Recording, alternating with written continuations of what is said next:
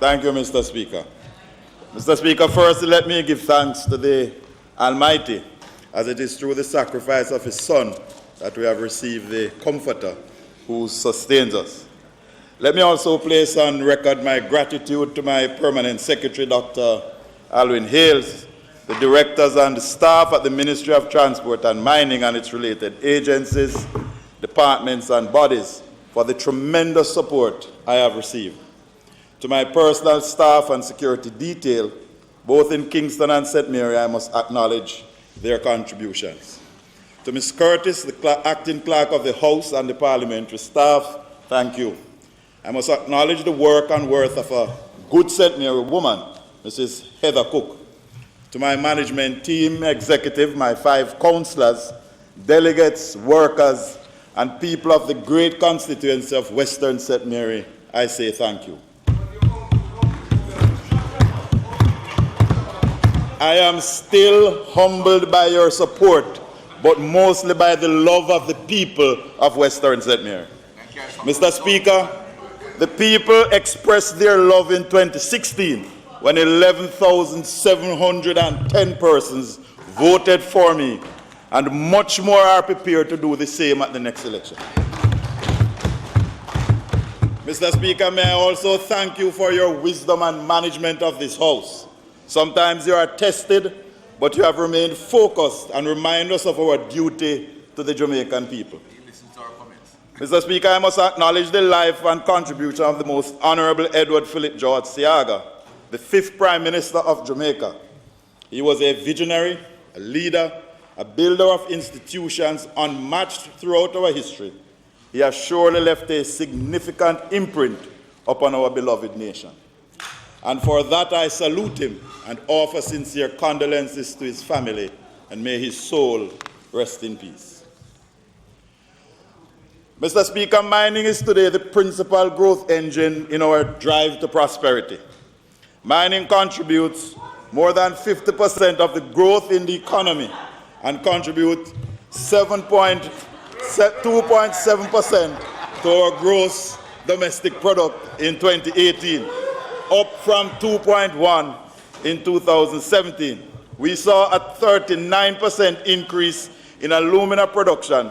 Mining employs over 3,500 persons and have earned the country US $1.2 billion in 2018. It is an important sector in the country, and we wish to place on record the appreciation to the work of every employee and entity in the sector. The sector has challenges, but opportunities abound. Mr. Speaker, the spokesman on mining came up with an idea for a mining council. I thought it was a novel and original thought and was willing to implement it. But because this government led by our Prime Minister is the administration that implements. No beautiful speaking, just action. However, research has shown that Cabinet had given approval for such a body from 2007. Regardless, I am pressing ahead to have it implemented and activated, and the member from East Kingston and Port Royal will be an integral part of this body.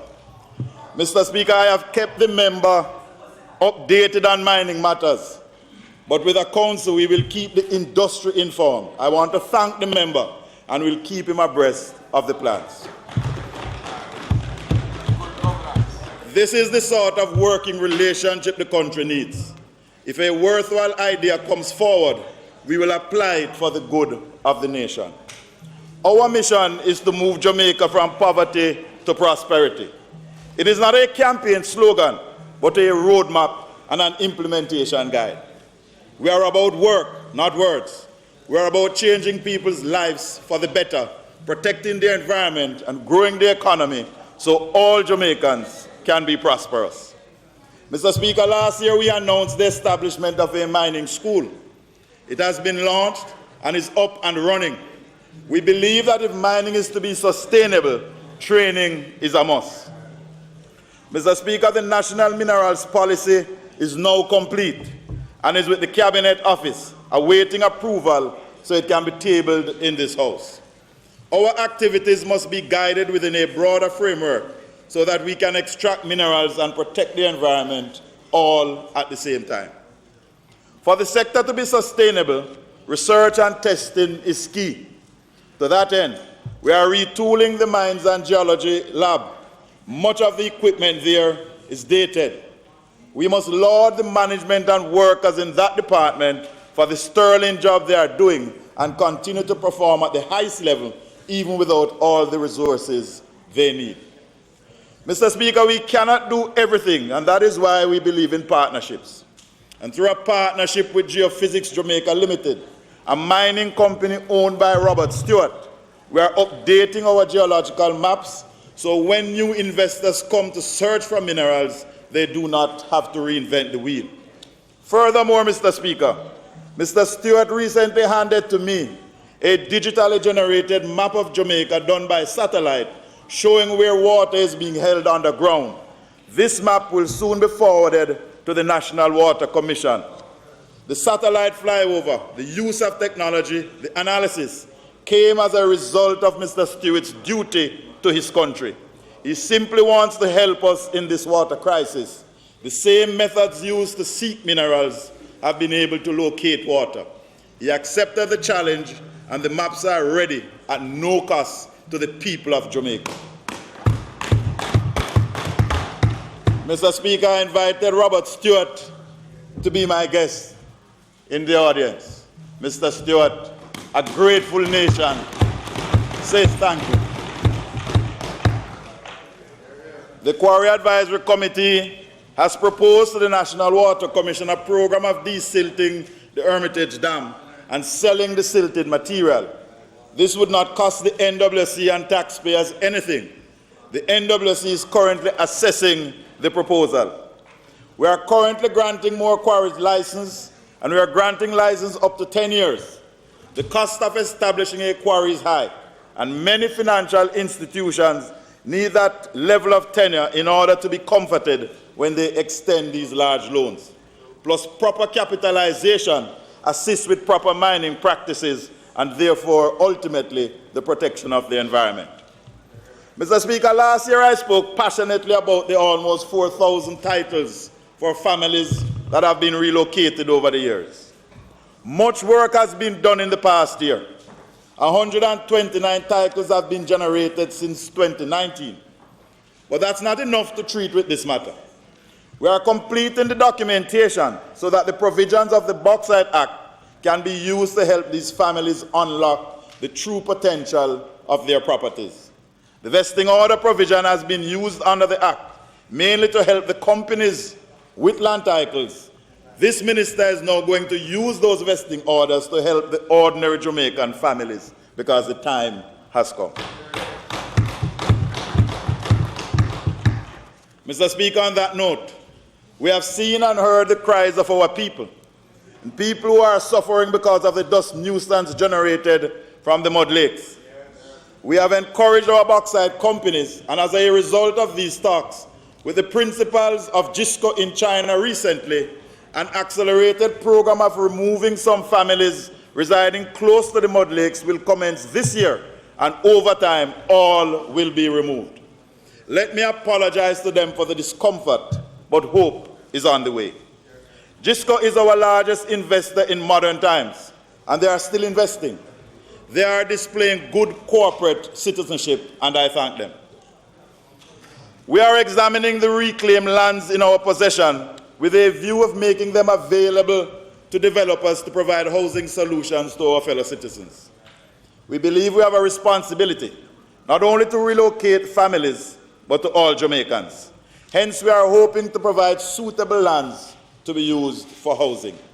Equally, we are actively pursuing the possibility of purchasing lands currently in private ownership that has minerals beneath it and hold it for future development and for mining. We want to develop a minerals land bank. So before the land is developed or built on, we would purchase and hold. To just prevent a person or a family from building on these lands is not good enough. We believe the land should be bought and held for future development. Mr. Speaker, another long-term plan is to develop a lime production facility to serve our alumina refineries and to export. as lime is one of the critical components in the refining process. A little is produced locally, but most is imported. We have an abundance of limestone in Jamaica, so we are having discussions with private sector interests for this facility. Mr. Speaker, the government will not be opening a plant. We are encouraging and we will facilitate. For the records, the threat of sanctions on UC Resal is no more, and most of the union issues are being sorted out. The agreements with New Day, Noranda have been signed and we are now discussing new investments. Mr. Speaker, I wish to thank the Jamaica Bauxite Institute for their work and single out the scholarship program for children from bauxite mining communities. A commendable effort, as 8 students are now at the College of Agriculture, Science and Education under this scholarship program. The Life After Bauxite program saw us training 160 farmers, putting them in clusters and assigning them greenhouses on reclaimed lands. The project is going well. Each cluster has a target of 30,000 pounds of tomatoes and 50,000 pounds of sweet pepper. The average production last year was 75% of target. Mr. Speaker, I am now seeing farmers driving pickups. The days of farmers on the mule and the donkey is over. This program is changing the outlook of small farmers, allowing greater production, sustained marketing, and therefore generating better returns. The research in castor oil continues, and great things are in store. The Jamaica Bauxite Mining Limited continues to be profitable.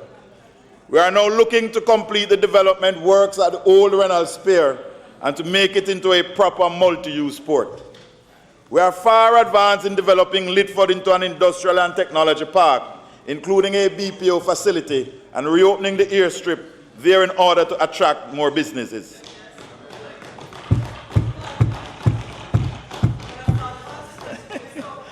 Mr. Speaker, Clarendon Alumina Production CAP is faced with some challenges, but the team is equal to the task. CAP has had to exercise patience and understanding when our partners Noble Group had some issues recently. We stood by them during the rough times because they stood by Jamaica during the dark days. We appreciate that as a country. We are moving to incorporate the current joint venture agreement and eventually list the incorporated company on our local stock exchange, but there are some challenges. The pathway to incorporation is not easy, but we have a solid team assisting us. The high cost of inputs with alumina production and the needed maintenance of the refinery and upgrading. I am happy therefore to state that the provision of steam generated by LNG is now weeks away, not years, and this will go a far way in making the refinery more efficient and thus more profitable. We therefore must do all we can to protect the environment while maximizing the economy's benefits from the sector. Mr. Speaker, recently there has been allegations about mining in the cockpit country. I want to be very clear. There is no mining within the boundaries of the proposed cockpit country protection area. There is no mining and there is no plans for that. I will be the first to admit that since the Prime Minister clearly told this House about those proposed boundaries, enough communications in a simple and clear manner has not occurred. The Forestry Department is currently physically marking the boundaries on the ground. They have so far hosted 4 community meetings, but more is needed, and more will be held. Mr. Speaker, let me thank the citizens of the area and their members of parliament. Let me thank the Jamaica Environmental Trust JET for the vigilance displayed. Additionally, the agencies of the government and the company equally must be commended for the level of maturity being brought to the table about these allegations. This minister will continue to facilitate dialogue and has instructed that a strong program of community engagement must start immediately. Evidence of this is the recent ad for a public relations officer for the Office of the Commissioner of Mines. Mr. Speaker, there is no one better suited to defend the interest of the people than this minister in this ministry. I wish to reiterate, there is no mining in the proposed cockpit country protection area. Mr. Speaker, mining is doing well. Other minerals are being actively explored. The outlook is excellent, and mining's best days are ahead of us. Mr. Speaker, let me now turn to transport matters. The Maritime Authority of Jamaica continues to give great service to this nation. The blue economy is very important to Jamaica, and we continue to encourage more investors in this area. Extraction of minerals and other resources from the ocean is a growing business, and it can become sustainable. But due care must be taken that our seas are not polluted and the delicate fauna and flora not destroyed. It is with this in mind that we passed the Ballast Water Management Act recently. That was a significant milestone in our maritime history, as we are now moving against vessels that dump water with invasive species into our waters. Work on the Shipping Pollution Prevention Response Liability Compensation Act and the Shipping Prevention of Pollution from Ships Act, which we call the Maritime Environment Bills, is far advanced and should be laid in the House soon. This seeks to put in law the provisions of the Maripol Convention that we have ratified. The Maritime Labour Convention Act will soon be laid in this House. The passage of this act, Mr. Speaker, will create more opportunities for Jamaicans to work on cruise and merchant ships. Although we have signed the Maritime Labour Convention, we must pass it into our local laws. It is estimated that an additional 5,000 to 8,000 Jamaicans could be given the opportunity to be employed in the maritime industry soon after we pass this act. We have started to train our people in ship safety already in partnership with the Caribbean Maritime University. We have, along with the Ministry of Labour and Social Security and Tourism, engaged shipping companies. Mr. Speaker, 70% of the world's cruise business is Caribbean-based, yet only 35% of the workers are from the Caribbean, and we are determined to change that. In addition, we, along with the stakeholders, are moving to acquire some hydrographic equipment and refurbish a JDF coastal vessel and equip it.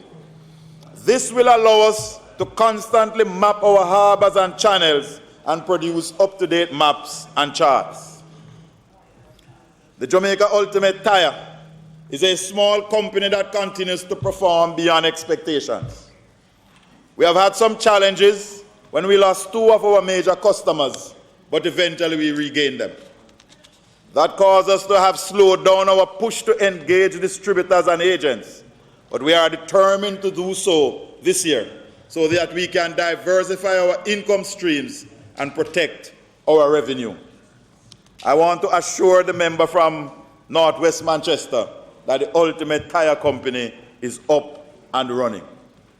Mr. Speaker, I am a very fortunate minister, extremely fortunate, because the areas that I have in my portfolio, transport and mining, I have had 2 opposition members who shadow my portfolio, but I am happy, Mr. Speaker, to point out that both spokesmen are also vice presidents of another organization. I am humbled that for one of me is 2 of them.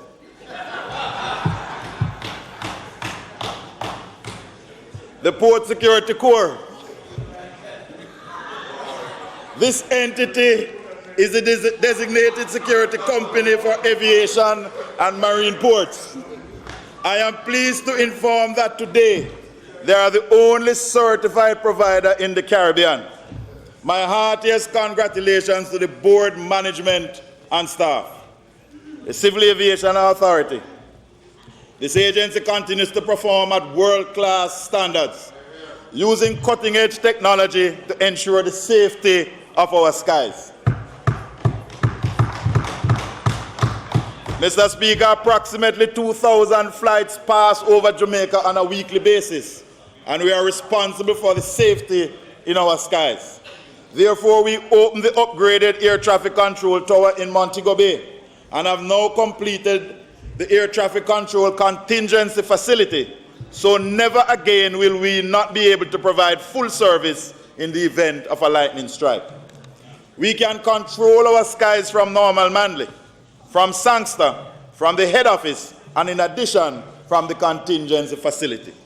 Today, we are providing service to our sisters and brothers in the region, earning more and expanding opportunities. We intend to complete, after consultation, the drafting and passage of the Civil Aviation Air Transport Regulations. We will complete an accident and incident investigation facility by March of next year. These are critical with the increased push in general aviation. Aerotel. Mr. Speaker, another gem is Aerotel. We are celebrating 40 years of service to this nation. Let me place on record the country's appreciation and gratitude to the board, management, and staff, and thank them for their service over the last 40 years. Aerotel provides radio and radio communication within our airspace. It is their work that keeps planes in contact with the ground. Aerotel, Mr. Speaker, also owns Cool FM. And for a while, Cool FM was left dormant. We have now increased the capacity of Cool FM with more towers, new equipment, and more staff. This has seen Cool FM move from an obscure station to being among the nation's top 10 radio stations in 1 year. Congratulations to the board, to the management and staff. Cool FM is on the go, and we are aiming to be #1. In addition, as part of their social responsibility, Cool FM will be partnering with and doing some training for community-based radio stations. It is important that we give back. Cool FM will also be able to increase its footprint into these markets. When we opened the tower in St. Thomas, the member from Eastern St. Thomas was more than happy. The member was more than happy to be with us. It was the first time in a long time he heard himself on radio. Mr. Speaker, the Airports Authority of Jamaica has had another good year and is gearing up for a better year. The divestment of the Norman Manley International Airport is fully on track for the operators to assume control in October of this year. The Sangster International Airport is growing from strength to strength. It is now the fastest growing airport in the region. We have seen a 6% growth over 2017 and are projecting a 3% growth in 2019. This year we'll see more improvements. The renovated ticketing hall is now open, and a new shopping area and food court is to come, and plans are far advanced to increase the size of the arrivals, immigration and customs hall starting this year. The installation of 30 ticketing kiosks into the ticketing hall, the most of any airport in the Caribbean, is enhancing the departure experience. We intend to place ticketing kiosks in select hotels so that their guests can check on before they come to the airport. The installing of over 50 immigration kiosks by the Passport Immigration Citizenship Agency has gone a far way in reducing immigration waiting times. An expanded security checkpoint area, extended runways, and installing a runway end safety area at both ends of the runway will increase safety. Another feature I insisted on is that the new food court must be made accessible to the public so that the community will be able to access the facility, so that the Irie Airport will now be an integral part of the Montague Bay community. Interestingly, Mr. Speaker, the I Love Montague Bay sign is our most photographed sign in Jamaica today. The Airports Authority will continue to expand and improve our airports. Not too long ago, Jamaica had 64 airstrips. Then it was reduced to 52. Now it has gone down to 8. But we are determined to open more so that Jamaicans will see a resurgence in general aviation. On the screen, Mr. Speaker, is a letter of commitment from the operators of the Mobay Airport, giving their commitment to starting the expanded Immigration and Customs Hall this year. We are improving our local airports physically, installing pilot lounges in them. Pilots will no longer be stuck under a tree or be exposed to the elements. Our work has paid off. Tinson Penn and Ken Jones were recently used as part of the filming of the latest James Bond movie. Indeed, the Member of Parliament from Southwest St. Andrew was the first person in our pilot's lounge at Tinson Penn. The AAJ will be investing over $300 million into the Vernon Field Development Project. A special purpose investment vehicle will be formed and all the funds transferred to that vehicle under the new minister who has that responsibility. The development of the Aerotropolis falls under another ministry, and we have to separate these matters. We are providing some of the development funds for this development. It is not us who is responsible. We'll also be making good a commitment to ensure that the Lionel Dempsey airstrip is up to standard to facilitate the opening up of the South Coast.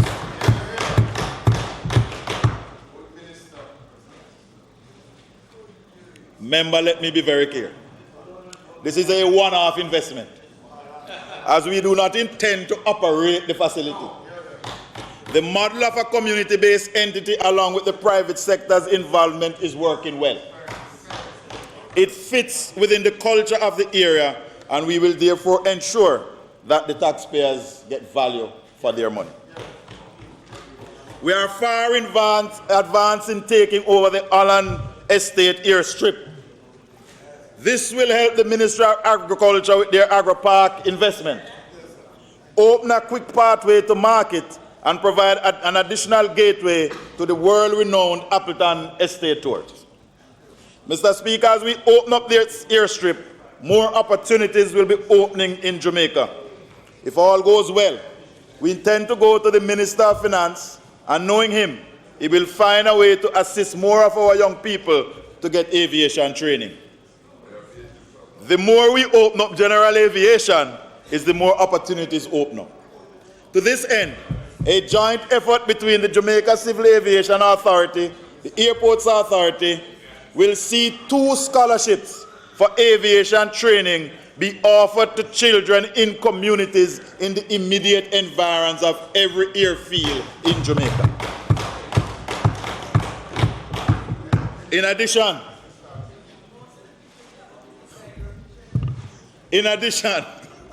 when we open the one in Southeast, you will be there. Dr. Brown Burke was by us in Tinson Penn. She get in one. One is there but closed. No. I intend to open one in Manchester, in Mandeville to be exact, so that somebody can travel quickly.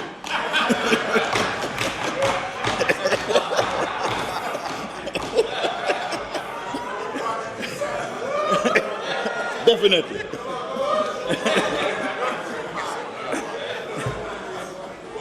Mr. Speaker, since the closure of Air Jamaica Express, we have not had scheduled domestic flights in Jamaica. That reality is about to rapidly change. I have invited 2 business persons here today, Mr. Howard Levy of Jamaica and Mr. Lyndon Gardner of Inter-Caribbean. Mr. Levy is a Jamaican, Mr. Gardner is from the Turks and Caicos Islands. Both have struggled in life, but have now qualified through the University of Hard Knocks. Both own airlines and both want to offer scheduled domestic flights as a first step, then international flights to serve the Northern Caribbean, Mexico, and Florida. Mr. Speaker, Mr. Levy, can you stand? Mr. Levy owns Jamaica, and he is planning to start operations on June 20th, 2019, offering flights to every registered aerodrome in Jamaica. Mr. Gardner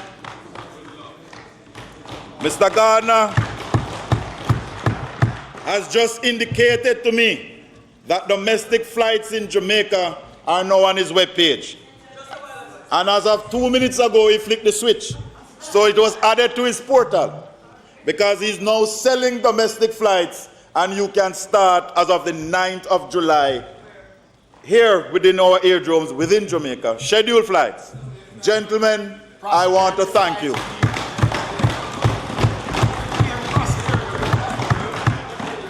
These scheduled domestic flights mark a new and historic day in general aviation in Jamaica. Mr. Speaker, the Air Policy Committee is actively pursuing the Open Skies policy. We continue to sign more air service agreements so that our island can be better served by air linkages. The Honorable Prime Minister in his manifesto offered to move Jamaica from poverty to prosperity. As he said, it is not a political slogan, but a roadmap. Today, you can walk to prosperity. You can ride to prosperity. You can even drive to prosperity, and come the 20th of July and the 20th of June and the 9th of July, you can fly to prosperity.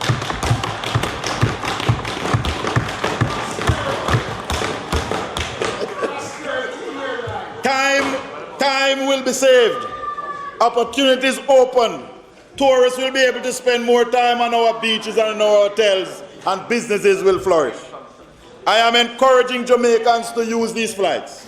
Take a plane and ease the pain. Let us support these ventures by flying.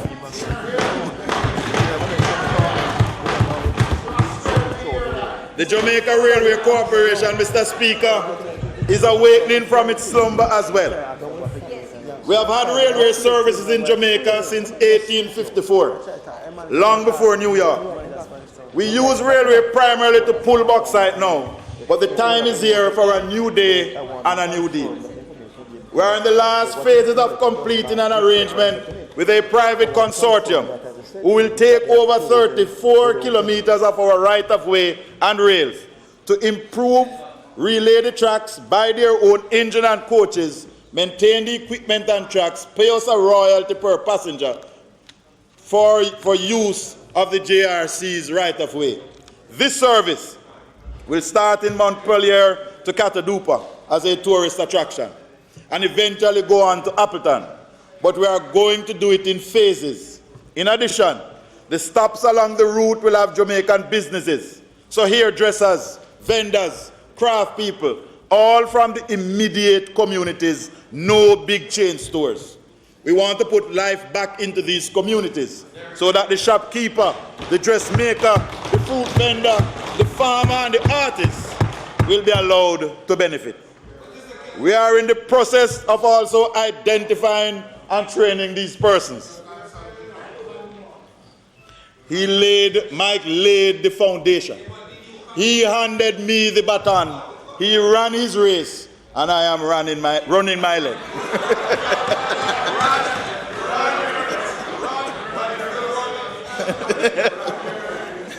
Repairs will start soon on buildings. A maintenance facility will be established in Montpellier. They are now looking at starting a railway museum, food court, kiddies park, and other attractions, so that while we wait on final approval from the various agencies, the people can benefit. Mr. Speaker, we intend to start a school train service. We are targeting the Old Harbour to Spanish Town and Spanish Town to Linstead Legs. The technical requirements are here and the expertise is in-house. What we need is some funds, and I am confident that when our discussions with the Ministry of Finance are complete, we will know if we can start one leg then the other, or both at once.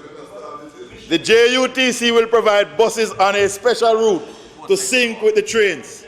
The service will get our children off the streets of Spanish Town early, and it is safe and reliable. Mr. Speaker, as we improve the roadways, people will buy more cars and eventually the gridlock on the roads will continue. We need to move away from the policies of moving vehicles and get to the place where we prioritize moving people. This is what this government is about. That is why we are encouraging a proposal to provide an elevated light rail service in Kingston and Portmore. We are not there yet, but it is coming. Mr. Speaker, the idea is to also use solar-generated electricity on this project, and that it will be totally funded by the private sector. This is an exciting development. We are not there yet, sir, but we are sufficiently along to at least update you. Mr. Speaker, with the passage of the Road Traffic Act, the Island Traffic Authority will be the lead agency. And so far, we have appointed a board. It includes a retired examiner, Mr. Garnet Hosang, a transport operator, Mrs. Henrietta James, and representative from the Police Insurance Agency, amongst others. I think you know the gentleman. Mr. Speaker, I will propose further updates on this as the board gets ready, and they will soon be recruiting a CEO in fast order. We will come back with an update soon. In addition, the ITA, along with the police, will be enforcing the provisions that trucks be fitted with crash bars at the back and right sides. This is to prevent small vehicles from running under trucks. Mr. Speaker, as you know, once a vehicle runs under a truck, you have a fatality. Additionally, come September 1, we will be encouraging motorists to drive with their lights on during the days. This has proven to reduce traffic crashes by 12 to 20% in other jurisdictions. We will run this voluntary pilot for a year, but make an assessment after 6 months. I am also pleased to inform you that the electronic traffic enforcement is coming. Running red lights, speeding, no seat belts, improper lane usage, and accidents will be caught on traffic cameras.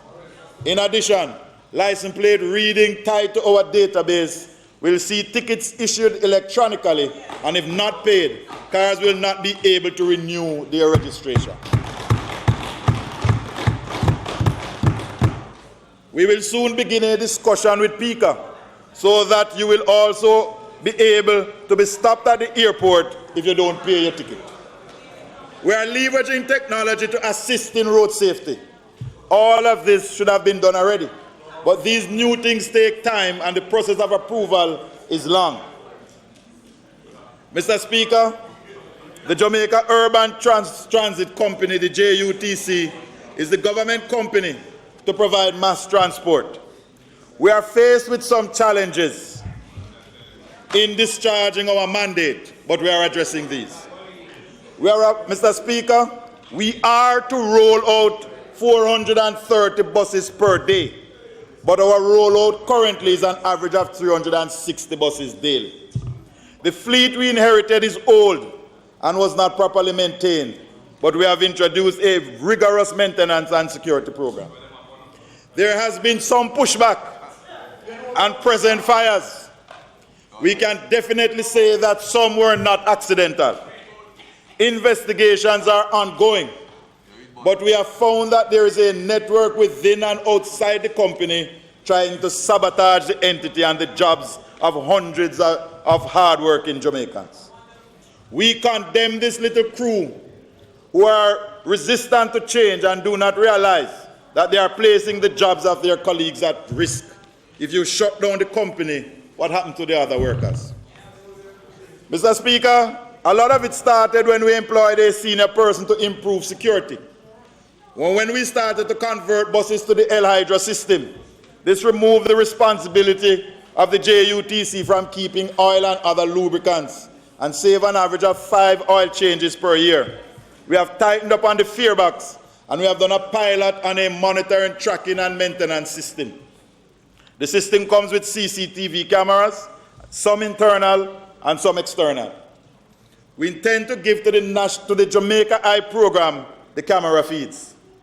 When completed, it will be 400 plus buses roaming the KMTR for 17 hours per day, supplying Jamaica Eye with video footage. This will assist in public safety. The fare box is old and operates offline. This over the years have created a shortfall, as sometimes it takes up to 3 days for the system to be reconciled. Many times, the workers are accused wrongfully. It is a testament to the commitment of the workers that the company still operates. There are a few bad eggs and apples. We will remove them so that the majority of the honest, hard-working workers won't get a bad name. Mr. Speaker, using the test pilot and the monitoring software, we have found that the buses are idle sometimes up to 40% of the time. There is massive overbraking, speeding, and our cameras have detected theft of the fare box on 2 occasions. Both persons are no longer with the company. In addition, the country must know that stoning of the buses is not only a major concern, but it is costly. Figures show that between 2015 and the present, we have had 408 incidences of stoning, an average of 1.6 incidents per week, costing 430 million Jamaican dollars. The cost for replacing one windscreen is 1.1 million Jamaican dollars. And they also have to be imported out of Europe. It is not cheap and it takes time. Mr. Speaker, I am happy to inform you and my colleagues that in our stores at the JUTC is approximately $1.7 billion worth of spare parts. We are now moving to repair more and more buses, but we must purchase new buses. A project is now being prepared to be presented to PIMSEC for consideration. We are preparing to purchase new buses. However, we must deal with the approved funds to refurbish 15 of the 18 articulated buses and have received the NCC's non-objection letter, and Cabinet has recently given its go-ahead. We are currently in the market and are about to conclude a 15-month negotiation on a new mobile money fare collection system. This will allow persons to use their cell phones to purchase their fares. Mr. Speaker, we are completing the LNG terminal in Portmore. We have at our depot the 5 brand new LNG-powered buses that will be used as a pilot. We are hoping to get them in service during the summer. With our Wi-Fi program, almost 200 buses are fitted, thus enhancing the riding experience and creating a revenue stream. Mr. Speaker, when the member from South St. Catherine travels on the JUTC bus, he now can get free Wi-Fi.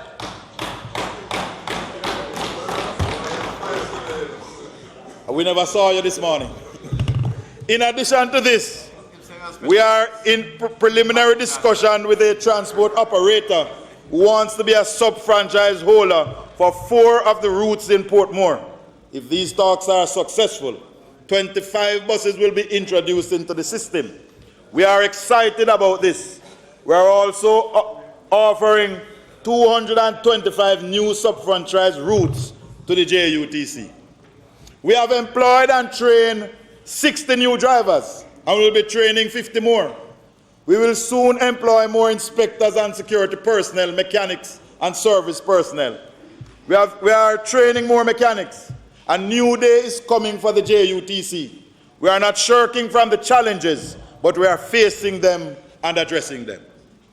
Mr. Speaker, I have given the instruction that the JUTC must consolidate all its head office operations at the almost empty Lyndhurst Road depot.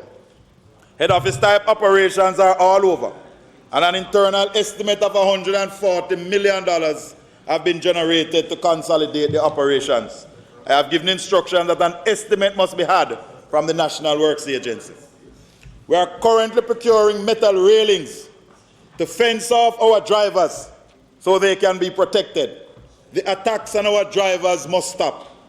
It must be condemned by all.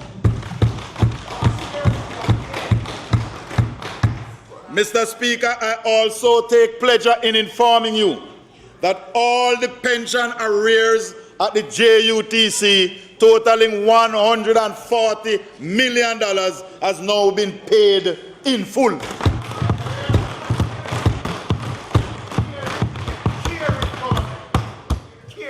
This shows a level of care and consideration and compassion for the people who work with us. Mr. Speaker, we are facing our challenges frontally, seeking creative ways to resolve them while we order new buses. We are not where we want to be, but we are far away from where we started in 2016.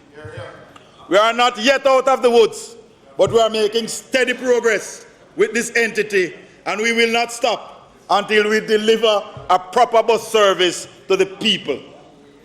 Mr. Speaker, for the first time ever in a long time, the Montague Bay Metro has all the spare parts they need. And today, 14 buses have been repaired and are now on the road, up from 4.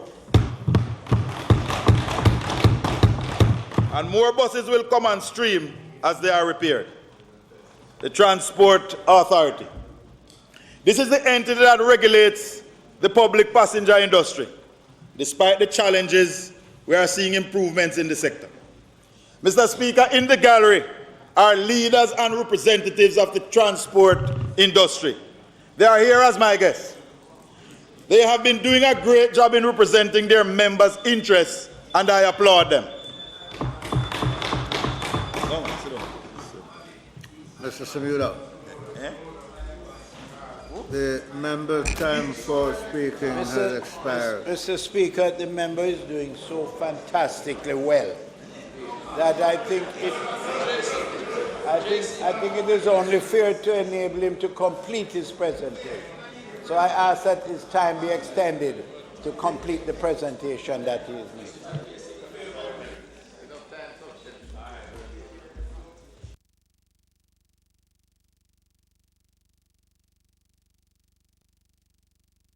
Thank you very much, Mr. Speaker, and thank you to my colleagues. Mr. Speaker, the leaders and representatives are doing excellent as they represent their members' interests. But I too represent their members. I also represent the traveling public, the helper, the student, the teacher, and the business person. I represent the motorists who are terrified daily by the poor driving habits of a few taxi and bus drivers. I too represent the families of the good taxi and bus drivers. Mr. Speaker, on the weekend, in my constituency, a taxi driver was laid to rest because he died in a road accident. Members of his family were injured. One lost an eye.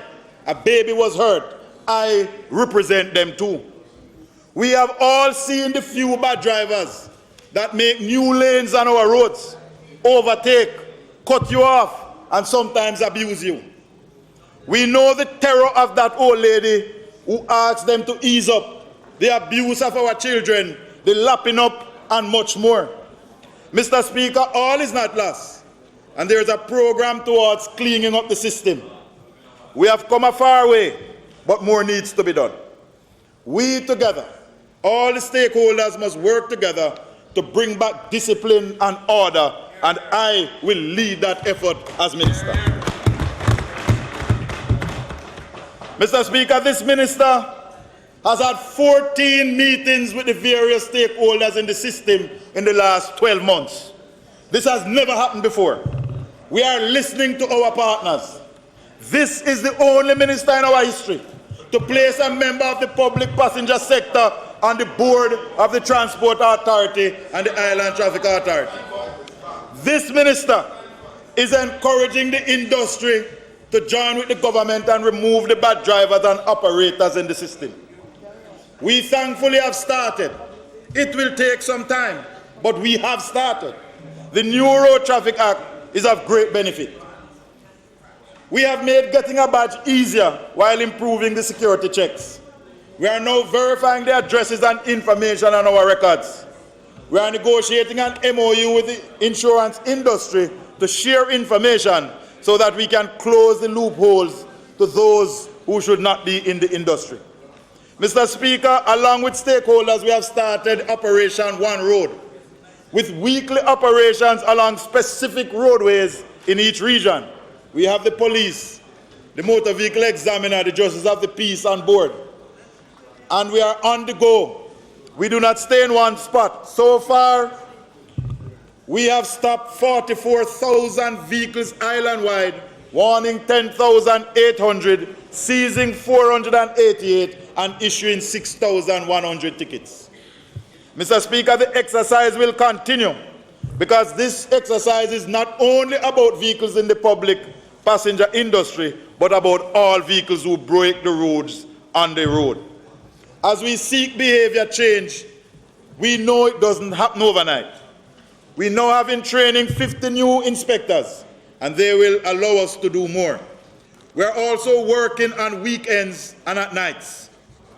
Mr. Speaker, our drivers started wearing uniforms recently, and we have seen over a 85% compliance with the wearing of uniforms. Mr. Speaker, this industry is labeled not by the positive and the good, but by what is characterized about those who do bad. We understand that, and we are addressing the matter.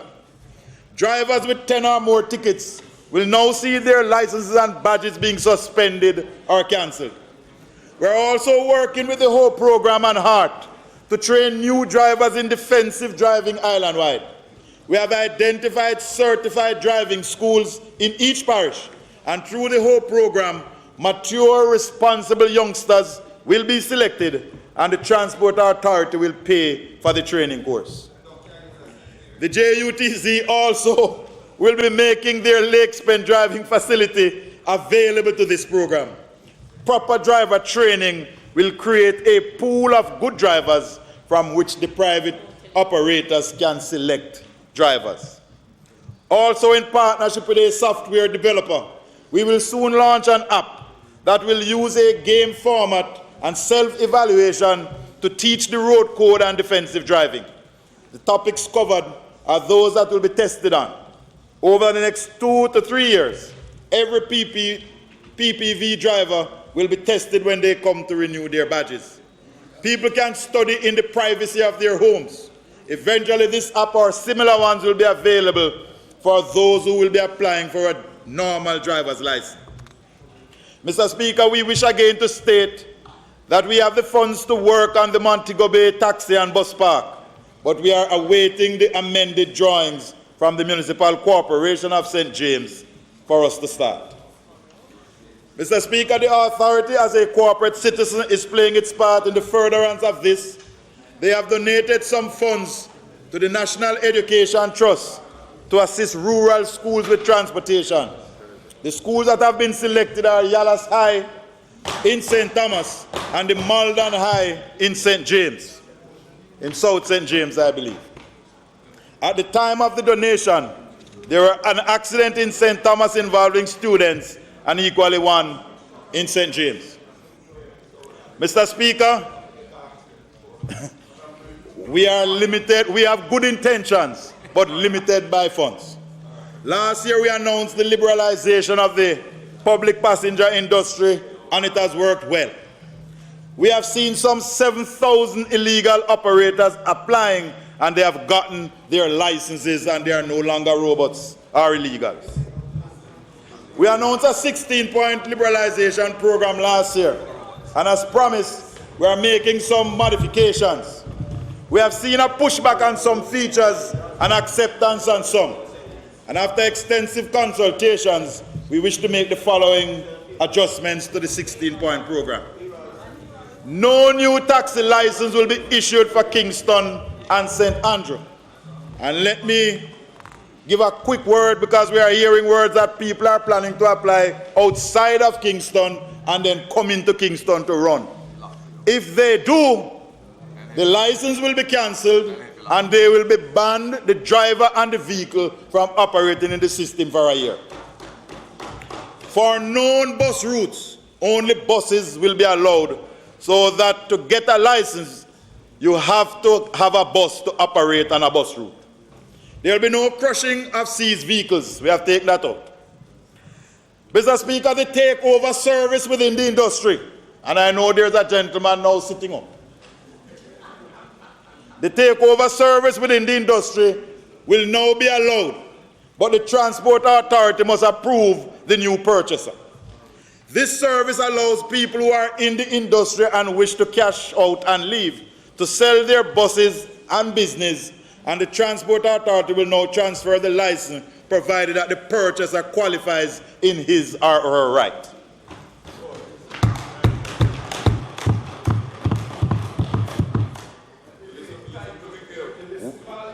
The GPS tracker requirement is being modified.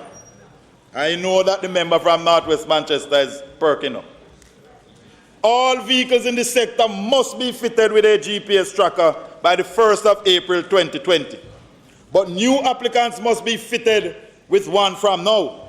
However, the owner of the vehicle will be required to monitor themselves. They will not be required to provide a constant fee to the Transport Authority, but the owners must make the information available to the Transport Authority and the police or any authorized body if needed, because the owners will now be required to keep the fee for at least 30 days. The discounts from the insurance companies will continue. Mr. Speaker, some insurance companies have offered up to 20% discount on their policies for vehicles fitted with a GPS tracker. The Transport Authority has been taking applications for new licenses since yesterday. All route taxis routes are open. We urge all Jamaicans who are operating illegally to apply and become legal. You can even now apply for a route you have designed and have it registered. Because licenses are now being approved at the regional office, processing is much shorter and you get your license quicker. There is no excuse for anyone to run as a robot. No excuse. We must clean up the system. Too many of our children and people are dying on the streets. Too many of our people are being abducted, raped, and robbed. Mr. Speaker, last year Jamaicans answered my call to introduce online taxi service into Jamaica. I invited Ms. Olivia Lindsay and Dr. Jones to be my guests, and I hope that they are here. Because 876 on the Go is an online taxi service created by a young Jamaican lady for Jamaicans. And RideJamaica.com in Montague Bay has been created by a Jamaican for Jamaicans. When we set our minds to things, we can accomplish them.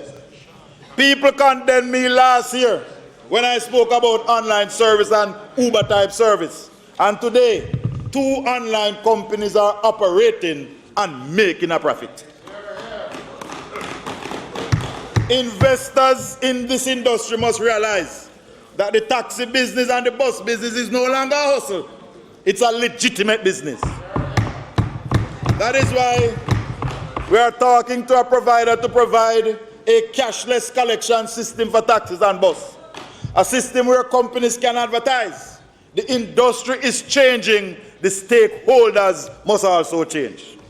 To help this change, the public has a vital role to play. We want members of the public to take pictures and video public passenger vehicles which are breaking the law, overcrowding, speeding, and general bad driving and bad behavior. We want you to share the pictures and video to this WhatsApp number, 876-551-8196. 876-551-8196. When you're sending certain videos, you don't ask for credit.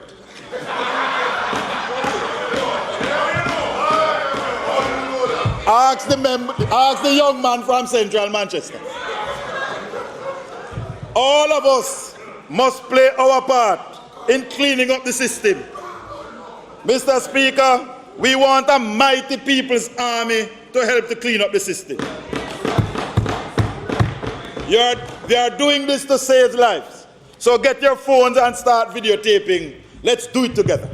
Taximen, drivers, investors, you too must continue to play your part in ridding the system of bad eggs. Good taximen will not have a problem with this. Mr. Speaker, we must reach a point where the taxi operators want their children to come into the industry.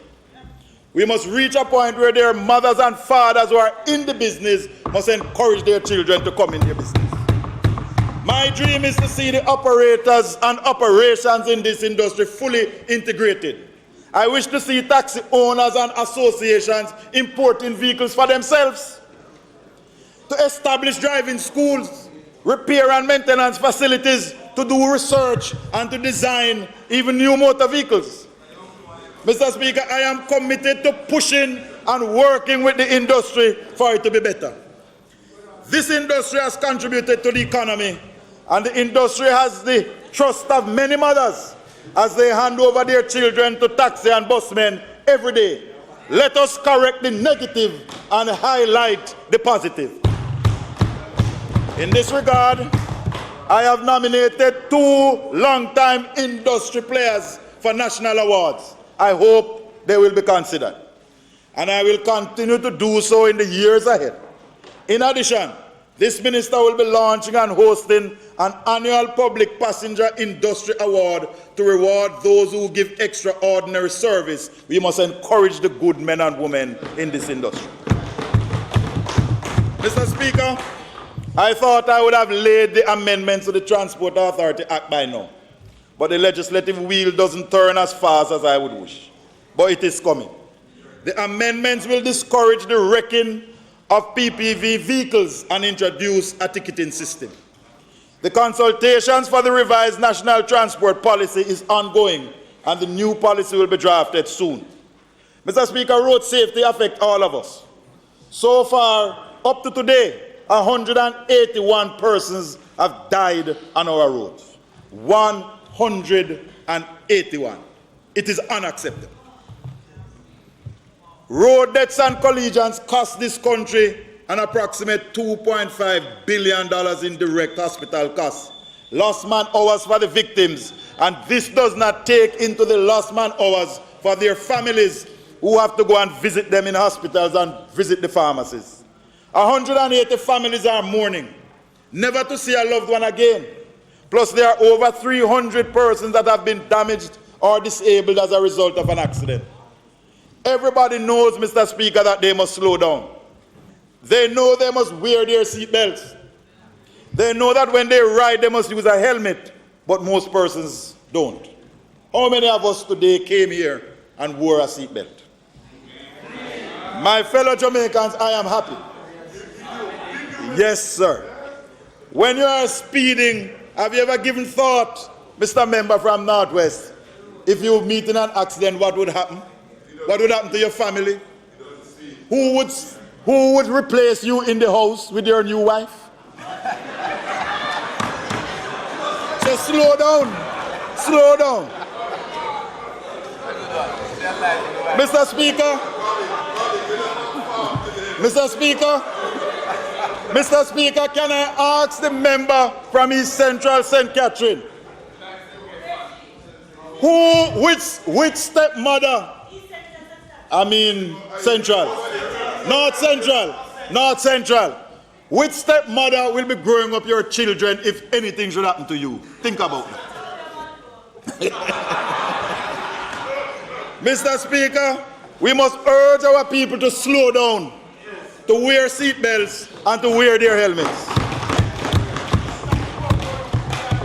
Mr. Speaker, this portfolio is moving Jamaicans towards prosperity. We have challenges, but we are equal to the task.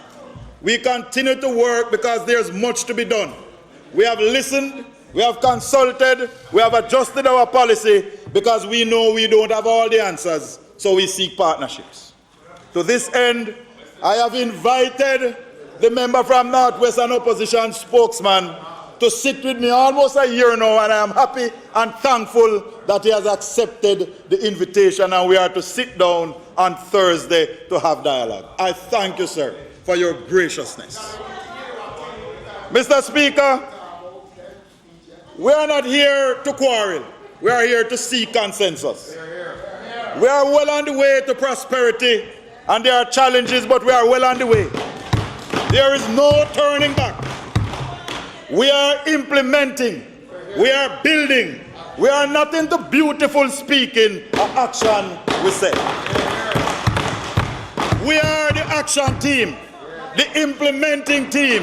We are led by a builder who will build and build and build and build some more, so that Jamaica may, under God, increase in beauty, fellowship, and prosperity.